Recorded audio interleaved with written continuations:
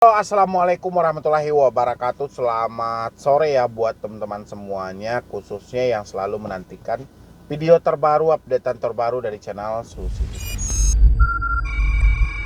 Terima kasih banyak ya buat teman-teman semuanya yang selalu mensupport, mendukung tentang channel Solusi Utang. Saya ucapkan terima kasih banyak dan terima kasih lah pokoknya ya. Oke, ini hari kelima ya 2022 dan ini cukup menarik ya, cukup menarik kalau menurut saya.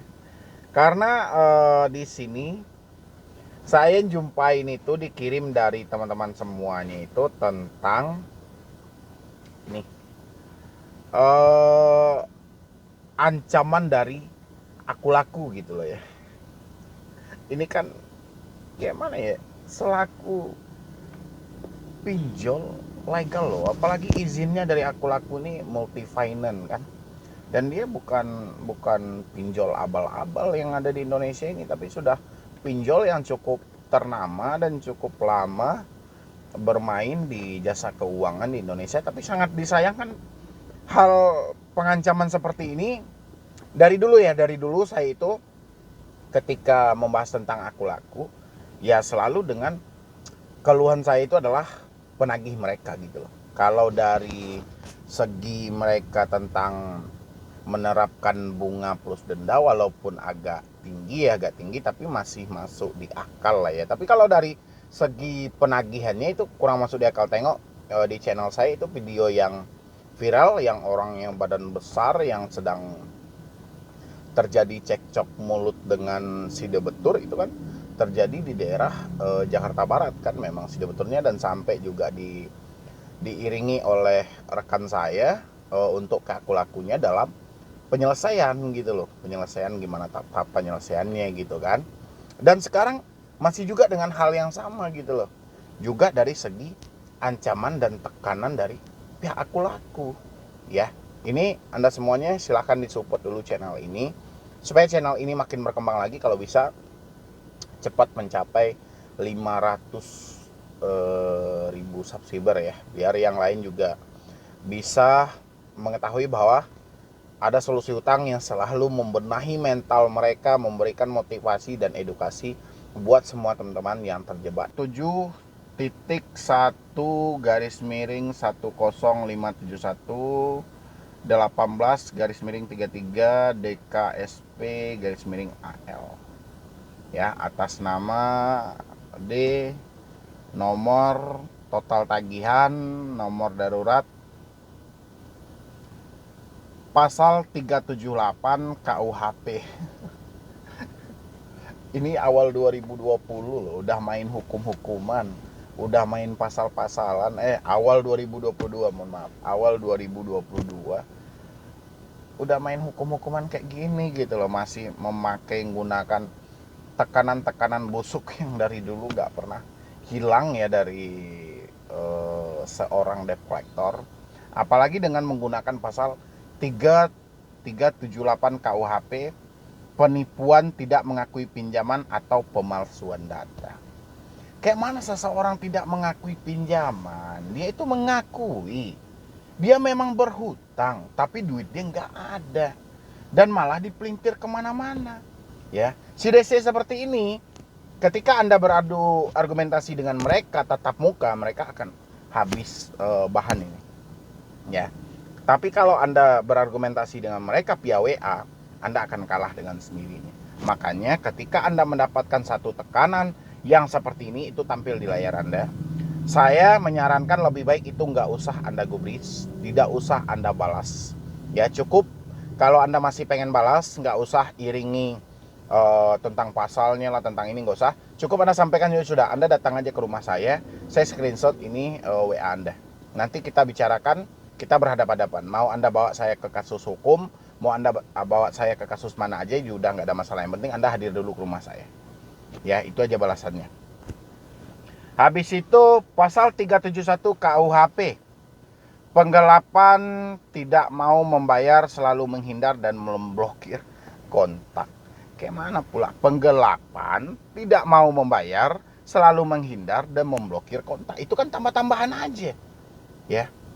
Kayak mana orang itu penggelapan, dikatakan penggelapan. Penggelapan ini habis dapat uang, data dia semuanya palsu, dia lari entah kemana, itu baru gitu loh. Ini datanya valid, dia ada di rumah, alasan dia tidak membayar itu memang fakta, uang tidak ada, ya. Habis itu memblokir kontak kayak mana, ya. Anda itu kan selalu menggunakan hal-hal seperti ini, sehingga pihak si debetur itu malas berkomunikasi dengan debt collector karena mereka tidak mendapatkan solusi sama sekali. Yang ada hanyalah tekanan yang menambah stres dari diri merekanya, ya. Habis itu pasal 372 KUHP pidana yang dapat dikenakan pidana kepada pelaku dengan sanksi pidana. Dengan tercetaknya surat ini, maka kami pihak legal Aku Laku akan menindak tegas Anda sesuai perundang-undangan yang ada. Tapi jika memang Anda bertikat baik, buktikan dengan mengirim struk pembayaran di Aku Laku hari ini. Kami tunggu untuk respon dan itikat Anda maksimal jam 15.00 WIB. Terima kasih. Oke. Cukup penasaran ya? Setelah mereka memberikan kalimat-kalimat dengan bahasa penekanan, dengan menggunakan pasal 378, 372, 371, habis itu di bawahnya, jika memang Anda ada itikat baik. Ya. Di sini poin bawah itulah sebenarnya mereka. Ya, poin atas itu hanya melakukan tekanan kepada Anda. Itu adalah bagian dari pola mereka untuk menagih Anda. Poin yang sebenarnya mereka itu tukang tagih. Tujuan mereka adalah uang. Tapi mereka sengaja menggunakan sedikit-sedikit pasal. Seperti video-video saya sebelumnya saya sampaikan. Kenapa si debt collector itu selalu keenakan menggunakan pasal dalam menakut-nakuti seseorang? Karena dia merasa berhasil. Ya, merasa berhasil. Berhasil mengarahkan orang untuk gali lubang tutup lubang. Berhasil mengarahkan orang untuk menjual harta benda mereka, berhasil menakut-nakuti orang supaya stres. Ya.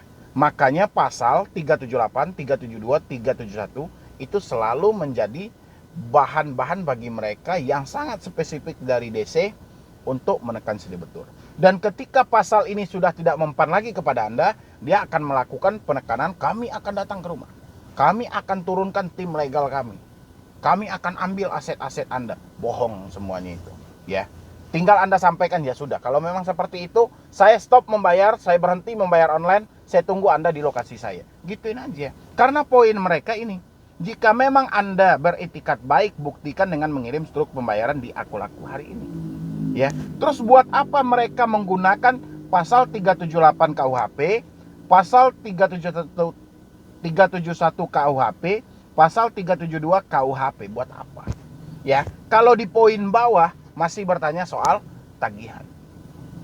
Ya, kalau memang orang itu melakukan penipuan, ya laporin aja lah segera. Ya, nggak perlu juga kan kita harus buktikan dengan bayar struk ini segala macam. Ini kalau poin dia salah, emang bisa dibenarkan dengan struk pembayaran. Itulah logika itu. Makanya saya bilangin sama teman-teman, ini logika sebenarnya. Ya, kalau memang kita salah, terus habis itu kita berikan ini struk saya, habis itu kesalahan kita menjadi benar, nggak masuk di akal. Ini negara hukum, ya. Makanya DC itu setiap kali dia melontarkan pasal-pasal seperti ini, pasal 378, 371, 372, ketika dia sudah mengucapkan, habis itu di bawah dia mengucapkan satu tagihan, sampaikan kepada mereka, saya nggak bayar lagi. Sampaikan aja seperti itu, saya nggak bayar lagi. Anda mau datang ke rumah saya, silahkan. Anda mau mengunjungi saya ke alamat, silahkan. Anda menyatakan saya adalah data palsu, Anda silakan laporkan saya. Nanti kita bereskan secara hukum yang ada di negara ini. Ya, jadi Anda nggak usah takut dan Anda selalu berada di bawah tekanan ini. Karena kalau Anda tidak mampu keluar dari tekanan ini, Anda makin hancur loh teman-teman semuanya. Ya, inilah yang membuat lubang kehancuran yang sebenarnya buat Anda itu. Tapi kalau Anda tidak terpengaruh dengan ancaman-ancaman seperti ini, Anda hanya berfokus bahwa ini adalah bagian dari penagihan. Mana mungkin kalau kita sudah tepat dengan pasal 378, 371, 372, hanya sebatas kita ngirimin surat struk bukti pembayaran kita, habis itu pasal yang digunakan buat kita itu bahwa kita ini adalah bersalah menurut versi mereka. Kalau nggak mungkin kan mereka melontarkan pasal itu. Cuman kita kasih struk, kesalahan kita langsung hilang. Masuk akal nggak? Kan nggak masuk akal. Makanya ini hanyalah sebagian penagihan saja. Ya, dan teman-teman yang selalu ketakutan dengan pasal ini inilah yang sangat berbahaya. Kenapa? Semakin Anda ketakutan, semakin enaklah DC menggunakan ancaman-ancaman seperti ini untuk menekan saudara kita yang lainnya. Ya, makanya ketika mendapatkan hal seperti ini, jangan pernah takut. Habis itu yang nggak kalah pentingnya, teman-teman juga sering nggak menengok, contoh ini di poin bawah, Anda boleh lihat di layar Anda. Kami tunggu untuk respon dan etikat Anda maksimal jam 15.00. Ya, kenapa selalu mereka menekankan jam 1 lah, jam 12 lah, jam 3, jam 5, jam 7? Kenapa? Jam 12 jam-jam istirahat mereka. Ya. Kalau Anda sebelum jam 12 sudah membayar, otomatis selesai itu mereka dapat bonus dan langsung makan. Ya, berarti satu persoalan telah selesai. Jam 15 itu jam siap-siap mau pulang kantor. Kalau Anda membayarkan di jam-jam itu, oke, ya, habis Anda bayar dia langsung pulang. Ya, karena itu jam-jam semuanya jam istirahat lah disuruhnya. Sebelum jam 12 Anda sudah bayar. Ya, atau jam 2 Anda sudah bayar. Karena kalau jam 2, jam 12 mereka istirahat. Sampai jam 1 setengah 2 baru masuk. Jam 2 Anda datang.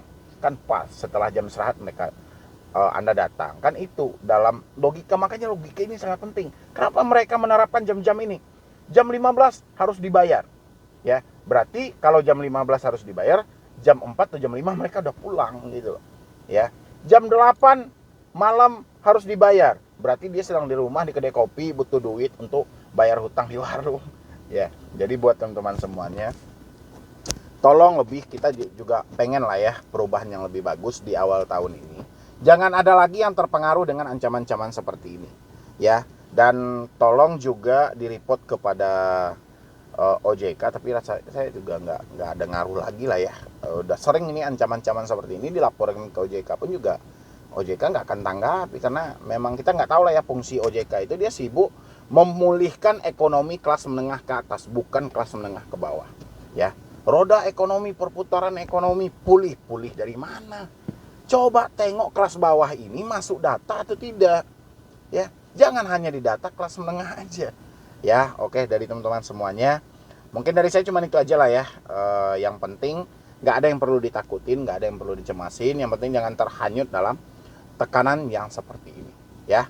Dan jangan lupa juga kalau Anda suka dengan video-video pendek atau video-video singkat ya, saya juga mempunyai channel TikTok, namanya sama dengan channel Solusi Utang. Anda boleh bergabung di situ untuk sekedar meramaikan aja, biar bisa di-share ke teman-teman yang lainnya. Di situ saya berbagi dan bertanya jawab dengan yang lainnya. Jadi yang mau bertanya, alangkah lebih baiknya masuk ke